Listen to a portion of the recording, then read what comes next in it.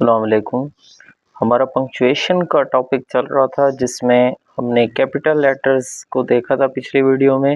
اس video میں ہم دیکھیں گے کہ کوما سکتہ یعنی ہلکا سا جو وقفہ ہوتا ہے جملے میں ٹھہرنے کے لیے وہ کہاں کہاں استعمال ہوتا ہے۔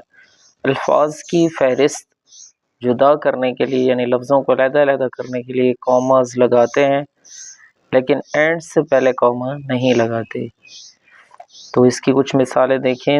This shopping mall has refrigerators, air conditioners, radio and television. Refrigerator ایک نام ہے، اس کے بعد کاما، ایئر کنڈیشنر دوسرا نام ہے، اس کے بعد کاما، اور ریڈیو اینڈ ٹیلی ویژن یعنی آخری لفظ جو ہے اس سے پہلے اینڈ آئے گا۔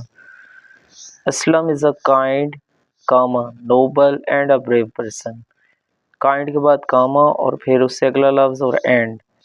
اگر اس سے اور مزید لسٹ ہوتی تو ہم اس کو مزید کاما سے کرتے ہیں۔ جملے میں کسی کا نام لیا جائے تو اس وقت بھی کاما لگاتے ہیں، جیسے از دیٹ یو نمرا، تو از دیٹ یو کے بعد جو نام لینا ہے اس سے پہلے کاما۔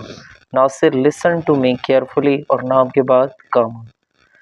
جب ہم کسی کو ان الفاظ سے پکارتے ہیں جیسا کہ thank you, oh, no, yes, well, good, تو اس کے بعد بھی ہم کاما لگاتے ہیں، جیسے مثالوں میں یس آئی ایم ریڈی تو یس کے بعد کاما، نو آئی کانٹ، ویل، ویل کے بعد Cama, thank you I am quite happy تو اس کے بعد کاما۔ اس کے بعد پیئر آف ورڈز کے بعد بھی کاما لگاتے ہیں، جیسے لیڈیز اینڈ جینٹل مین دو لفظ ہیں، اس کے بعد comma, high and low, old and young.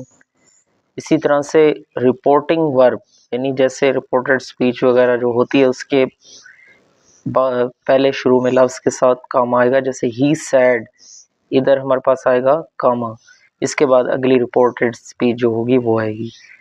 اور اس کے بعد کوآرڈینیٹ جو کنجنکشنز ہوتے ہیں ان سے پہلے بھی ہم کاما لگاتے ہیں، جیسے Ahmed is not only a warrior but also a good scholar, تو بٹ کنجنکشن ہے تو اس سے پہلے بھی کاما۔ کلاز دو جملے جو علیحدہ علیحدہ کرنے ان میں بھی if you keep calm یہ ایک کلاز ہے، اور concentrate on your studies یہاں Cama, then you are likely to pass the test، تو دو کلاز تھے اس میں، if you keep calm اور دوسرا concentrate on your studies۔ اس کے بعد ہمارے پاس اگلا ٹاپک ہے مارک آف انٹروگیشن یعنی سوالیہ نشان۔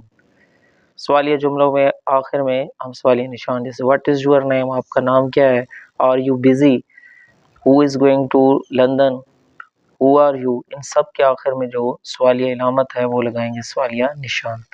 اس سے اگلی ہمارے پاس ہے پوسٹروفی، کسی چیز کی ملکیت ظاہر کرنے کے لیے کہ چیز ہے کس کی۔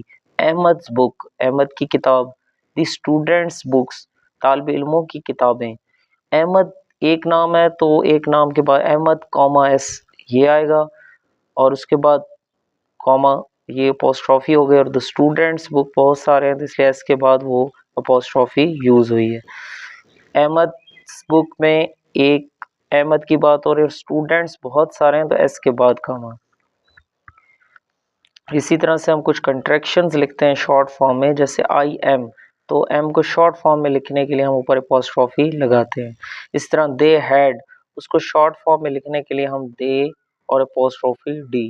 اسی طرح اور بھی جو ہے ان کے ساتھ بھی ایسے لگتا ہے، جیسے 1992 یہ اوپر اس کو دیا 90s تو اس حساب سے کالن جیسے یہ گھڑی والے دو نقطوں کا نشان ہوتا ہے پہلے بتا دیا ہے، تو جب کسی ڈرامے وغیرہ یا کسی شخص یا کردار کی تقریر یا مکالموں کا نام ذکر کیا جائے، جیسے Ahmed what is the time کہ احمد کہتا ہے کہ وقت کیا ہے، تو احمد کی بات بتانی ہے تو احمد کے بعد یہ کالن آئے گا۔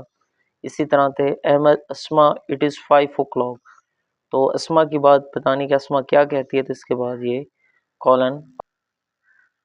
جب کسی کوٹیشن یعنی کسی کی کہی گئی بات کا ذکر کیا جائے گا کہ کس نے کیا کہا تھا، جیسے ایز گب رائٹس تو اس کی بات آگے جو ہے وہ بتانے سے پہلے کیا آئے گا کالن۔